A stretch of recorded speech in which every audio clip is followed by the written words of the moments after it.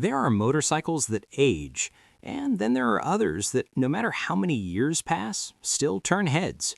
Models that don't depend on trends, horsepower figures, or fleeting fads.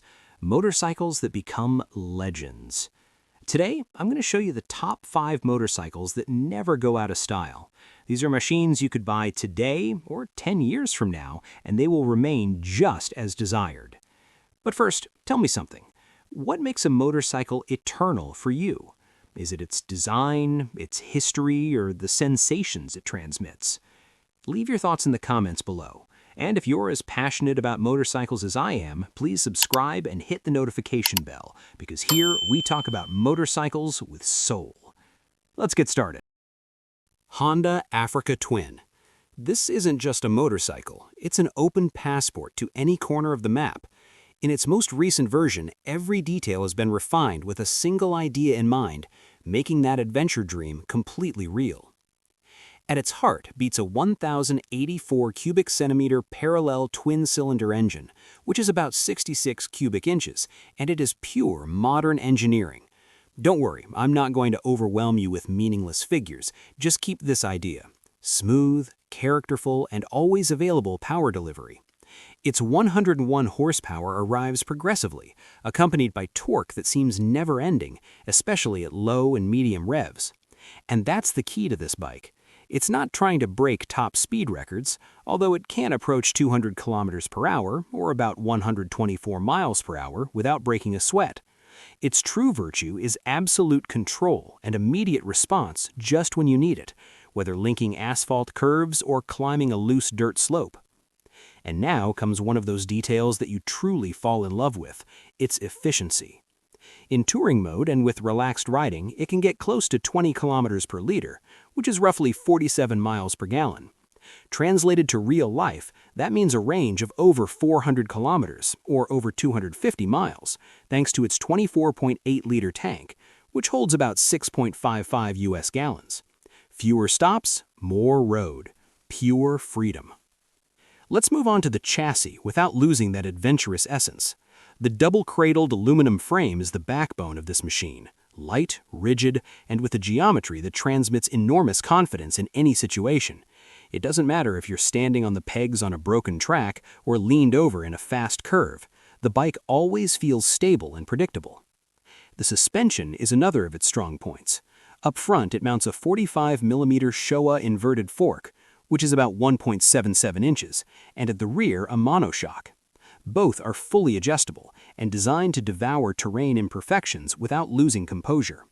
And when it's time to brake, the 310mm front discs, measuring 12.2 inches, with radial 4-piston calipers, together with the CABS combined braking system, offer power and modulation that provide great peace of mind. And pay attention to this detailed design for the more adventurous. The rear wheel ABS can be disconnected with just the push of a button for more pure off-road use. In technology, it plays in another league. When you get on, you're greeted by a cockpit that looks like it's from a spaceship. The center of it all is its 6.5-inch customizable color TFT screen with Bluetooth connectivity for your smartphone. Thanks to the Honda smartphone voice command system, you can manage music, calls, or navigation via voice commands without taking your eyes off the road. Furthermore, it has 4 riding modes: Tour, Urban, Gravel, and Off-Road. Each one instantly adjusts power delivery, traction control, engine braking, and the overall response of the bike. And if you opt for the version with the assisted clutch and DCT transmission, here comes the icing on the cake. You can let the bike shift gears for you with surprising smoothness, or use the handlebar paddles when you feel like more direct control. Honestly, once you try it, it's hard to go back. The design, for its part, leaves no room for doubt. This bike screams adventure from any angle. It has a robust yet elegant presence, with an adjustable seat height between 850 and 870 millimeters, which is between 33.5 and 34.3 inches. While this demands a certain stature, it offers a position of total dominance and outstanding control off asphalt. And yet, it's not intimidating. The ergonomics are carefully studied. The seat is wide and comfortable for endless journeys. The fairing protects from the wind without isolating you from your surroundings, and all the controls fall naturally to hand. From the first minute, you feel like you and the bike are a team. Let's talk about prices. In Europe, the manual version starts at approximately 15,500 euros, while the DCT version is around 16,500 euros. In the United States, prices start near $16,800. It's not an impulsive purchase, it's an investment, and in return, you get one of the most complete, balanced, and capable adventure motorcycles on the planet. And what do those who already live with it think? Most agree on the same thing. Its versatility is simply brutal. It's a great touring bike on the road, and at the same time a very serious motorcycle when the asphalt disappears. The engine receives constant praise for its smoothness and Honda's legendary reliability. The DCT system, as expected, divides opinions. Many love it for comfort in the city and on technical terrain, while some purists still prefer the traditional manual gearbox. As points for improvement, its weight can be noticeable in very extreme off-road conditions, and the maintenance of high-end suspension isn't exactly cheap. Serious or recurring flaws? Virtually none. It's a Honda, and that is usually synonymous with robustness. The most common problem is that it makes you want to travel every weekend. So, who is the Africa Twin ideal for? It's the perfect companion for the true adventurer. For those who dream of long trips, even transcontinental ones, mixing highway kilometers with lost tracks on the map. It's not a bike for beginners due to its size and weight, nor for those who only ride in the city. It's for the experienced rider, maybe not retired in age, but retired from excuses, who seeks a bike with which there are no limits. Harley-Davidson Sportster. If you're looking for the pure Harley essence but with a 21st century touch, you have to sit down and talk with the new Sportster. I'll tell you all about this icon that has taken a huge leap. Forget what you knew, because the latest generation, the Sportster S, is a revolution from the inside out. The heart is no longer the old Evolution, it's a completely new beast. We're talking about the Revolution Max 1250T engine, a liquid-cooled V-twin that is pure nerve. Imagine, it delivers about 121 horsepower and a monstrous 127 newton-meters of torque, which is about 94 pound-feet, arriving almost from idle. This is not a bike with gentle acceleration, it's a punch in the back that glues you to the seat. The top speed is around 200 kilometers per hour, or about 124 miles per hour, but what's impressive is how it gets there, with overwhelming force. That said, this character has its price in consumption. Expect something like 5.5 liters per 100 kilometers, which is about 43 miles per gallon, because when you hear that exhaust, it's hard not to twist the throttle. But all that power needs a custom suit, and here the chassis is surprising. The frame is an engineering work that integrates the engine as a structural part, making it very agile and compact. The suspension is high-end, with a Showa inverted fork up front and an adjustable monoshock at the rear, something unthinkable on a classic Sportster. And the brakes finally match the power. You have giant Brembo discs with radial 4-piston calipers and the crown jewel, an anti-lock braking system and traction control that you can customize between riding modes. This is no longer just muscle, it's an intelligent athlete. In technology, it leaps into modernity. It has a circular 4-inch TFT screen that looks analog but is digital, showing everything you need. And although it's not a spaceship in terms of connectivity, you can optionally pair it with your phone to see calls and navigation. The most fun part are the riding modes: road, sport, and even a customizable mode that allows you to adjust engine response, traction control, and engine braking. It's like having 3 bikes in one. In design and comfort, here there's a change in philosophy. The riding position is sporty and committed. It's not the classic relaxed feet-forward posture. You sit in the bike, not on it, ready to attack curves. The seat is 755 millimeters or 29.7 inches from the ground, accessible for many, but the posture can be demanding on very long trips. The style, however, is pure provocation. Muscular, minimalist, with that high exhaust that looks like a cannon and huge ground clearance. It's the Sportster that looked to the future without apologizing. And the price? Well, evolution has its cost. In Europe, it ranges from about 15,000 to 16,000 euros, depending on the country. In the United States, it starts from around $15,000, a figure that places it in premium territory. Listening to real users, the advantages are crystal clear. The engine is an absolute marvel, full of character and devastating power. The agility and handling are surprising for a bike with this attitude, and the build quality and components are top-notch. But there are also complaints. The most mentioned drawbacks are the small 11.8-liter fuel tank, which is about 3.1 US gallons, limiting range. The rear suspension can be harsh in the city, and some miss a passenger seat backrest. As frequent issues, there's talk of some software or sensor issues in very early models, nothing serious, and that the engine heat in dense traffic is noticeable. It's a bike that asks for open road. So, who is the Sportster S ideal for? This is not a bike for beginners or for those looking for relaxed touring, nor is it the classic Harley for leisurely road trips. It's for the experienced rider, the one looking for a custom bike with a brutal soul but with modern sport bike performance. It's perfect for twisty back roads, for weekend getaways with attitude, and yes, for showing off in the city, although its natural habitat is the mountain road. Triumph Bonneville T120. If you're looking for a motorcycle with soul, one of those that truly manages to blend genuine classic essence with 21st century technology, then we absolutely have to talk about the latest Triumph Bonneville T120.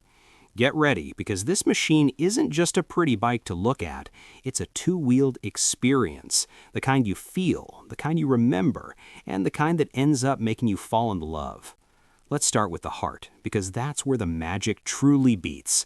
Triumph has perfected its already legendary 1,200 cubic centimeter parallel twin cylinder, which is about 73 cubic inches, and it's liquid cooled. The numbers? It delivers 90 horsepower, but where it really shines, where it makes a difference, is in the torque. 110 Newton meters, about 81 pound-feet, available from very low revs.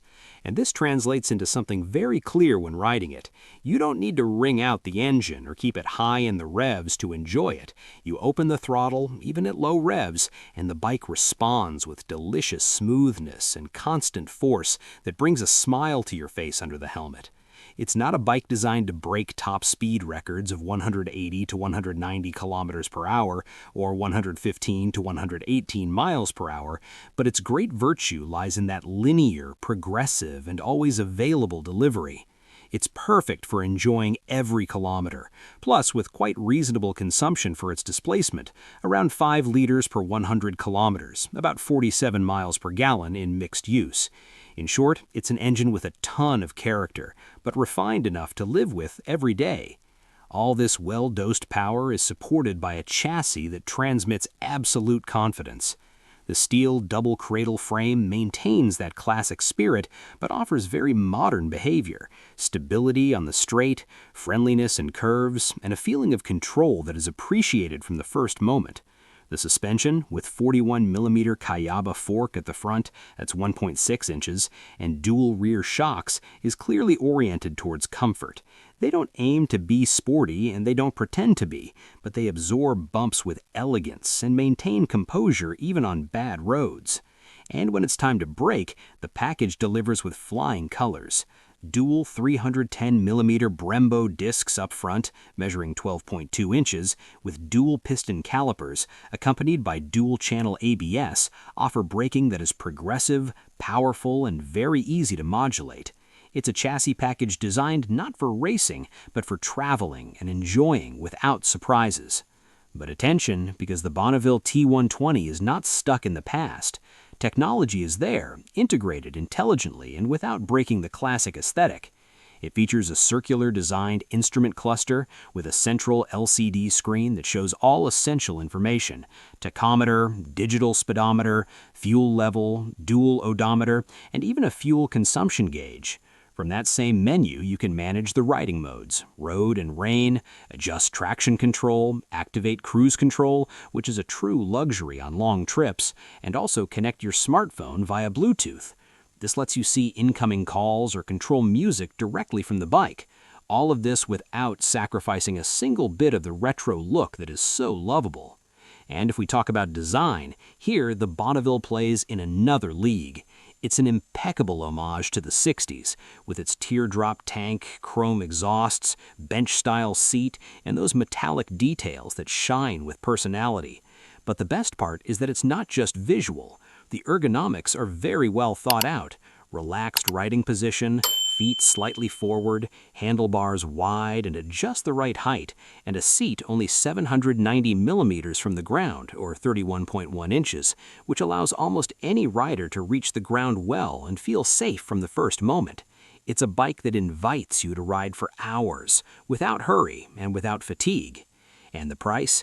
In Europe, this jewel moves around 13,500 euros, while in the United States it's around $12,500, although as always, special versions and accessories can raise that figure.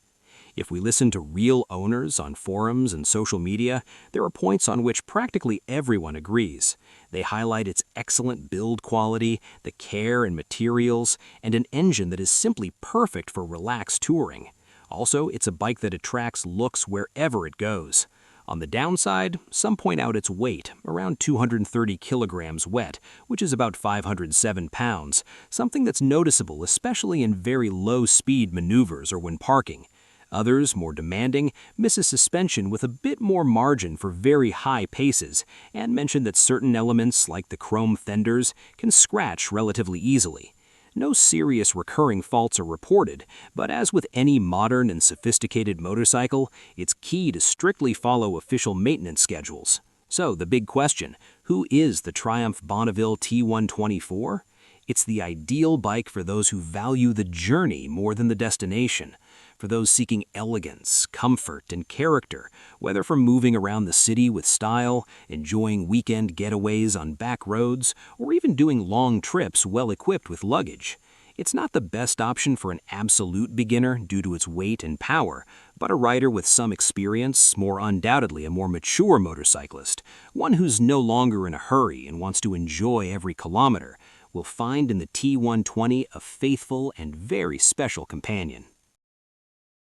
Yamaha Tenere 700. This isn't simply another motorcycle. It's almost a declaration of principles on how to understand adventure and freedom on two wheels. Today, we're going to dive deep into its most current spec sheet, but without coldness, as if we were chatting calmly next to the garage, with a coffee in hand and a desire to go out for a ride. The heart of this machine is something that has already earned its place in history, the CP2 engine. We're talking about a 689 cubic centimeter parallel twin cylinder, about 42 cubic inches, that, to put it bluntly, is an absolute jewel for its simplicity, reliability, and character. It doesn't intend to play in the Superbike League, and it doesn't need to. Its 72 horsepower and 68 newton-meters of torque, about 50 pound-feet, may seem contained on paper, but here's where the magic comes in. The power delivery is smooth, full, and very usable from low revs. The torque pushes strongly from almost nothing, which translates into clean exits from dirt corners, safe overtakes, and a constant feeling of control. There's no invasive electronics interfering with the experience, just ABS, and with the possibility of disconnecting it on the rear wheel. That means a direct and honest connection between your right wrist and what happens under the wheels. The top speed is around 200 kilometers per hour, about 124 miles per hour, more than enough to travel on the highway with capability. And consumption is another of its strong points, moving around 4.5 liters per 100 kilometers, about 52 miles per gallon, if you ride sensibly. It's one of those engines designed to last many years, simple, robust, and with soul. Now, let's talk about how it feels when you get on it. The chassis is literally a rough diamond. A double cradle steel frame that combines lightness and resistance, transmitting a feeling of balance and confidence that surprises from the first few meters. The suspension is signed by Kayaba, a 41mm inverted fork up front, that's 1.6 inches, and a rear Kayaba monoshock with no less than 210mm of travel, or 8.3 inches. These are long travel suspensions, designed to absorb bumps, rocks, and everything you find off the asphalt. They don't have compression or rebound adjustments, but the factory setup is so well achieved that in 90% of situations, from back roads to broken tracks or tricky sections, they work wonderfully. In the braking department, we find dual 282mm front discs, or 11.1 inches, with dual piston calipers. They're not the most aggressive in the segment, but they are progressive, controllable, and sufficiently powerful, fitting perfectly with the bike's adventurous character. And attention to the wheels. Spoked rims with 21-inch front and 18-inch rear, fitted as standard with Pirelli's Scorpion Rally STR tires, a true balance between on-road behavior, good grip in the wet, and surprising off-road capability. In the technological aspect is where the Tenere 700 makes its back-to-basics philosophy clear. Here you won't find color TFT screens, electronic riding modes, or traction control. Instead, it mounts a very clear and easy-to-read LCD instrument panel with all essential information: speedometer, tachometer, 2 odometers, fuel level and average consumption indicator. There's no mobile phone connectivity, no complex menus. It's you, the bike, and the road. If you want to use your phone, a handlebar mount is enough. For some, this may seem a lack. For purists, it's precisely one of its greatest virtues: less electronics, less distractions, and fewer things that can fail when you're far from home. The design directly screams adventure. It's a tall bike with a seat height of 875 millimeters, 34.4 inches, that can be intimidating at first, but once moving, its narrowness and low center of gravity make it feel much more manageable than it seems. The riding position is simply excellent. Upright posture, feeling of total control, wide handlebars, and foot pegs well placed for riding standing up without effort for kilometers. The fairing is compact and provides just enough wind protection at legal speeds without subtracting from the sensations. It's a bike that makes you feel like an explorer, that invites you to leave the marked path and see what's beyond. As for the price, in Europe, the Tenere 700 moves in an approximate range between 10,500 and 11,500 euros, depending on country and special versions or colors. In the US, where it arrived a bit later, the price is also around $10,500, a very competitive figure for all it offers. And what do those who already live daily with it think? Just taking a look around forums and specialized channels shows there is consensus. The most repeated virtues are clear. The engine is addictive and practically indestructible. The chassis is a synonym for off-road handling. The weight is contained for its category, around 205 kilograms dry, about 452 pounds, and the reliability is simply bomb-proof. Among the most common criticisms is the lack of some extras. The headlight could offer more powerful illumination, something many solve by installing LED lights. The seat can be somewhat hard on very long trips, and the instrument panel is, as we said, basic. As for known flaws, there are no major problems. An occasional case of rust on certain screws on older units, or small vibrations from the rear fender. Nothing serious. It's a bike designed to withstand the test of time and hard treatment. So, the big question: who is the Tenere 700 ideal for?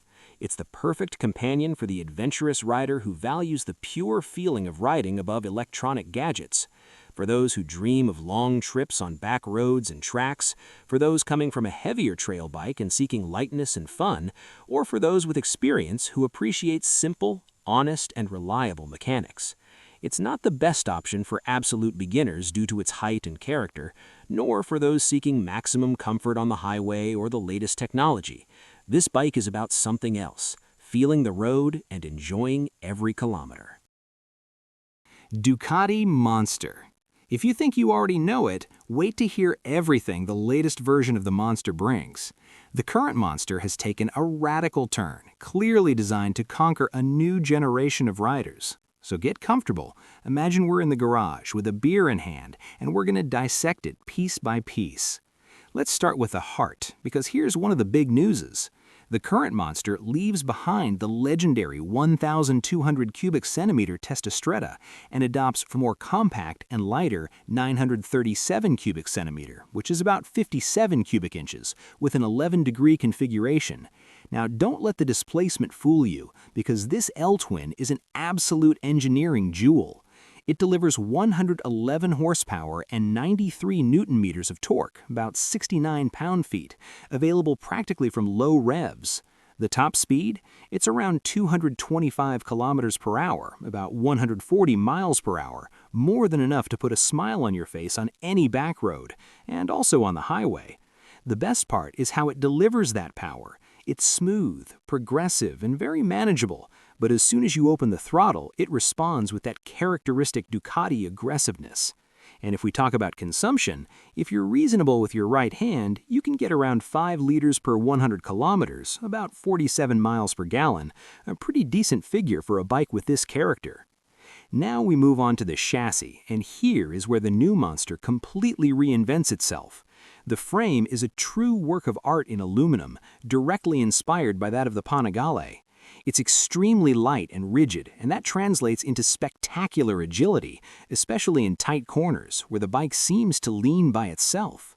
In the suspension department, we find top-level components, a 43mm inverted Kayaba fork at the front, that's 1.7 inches, and a fully adjustable rear monoshock.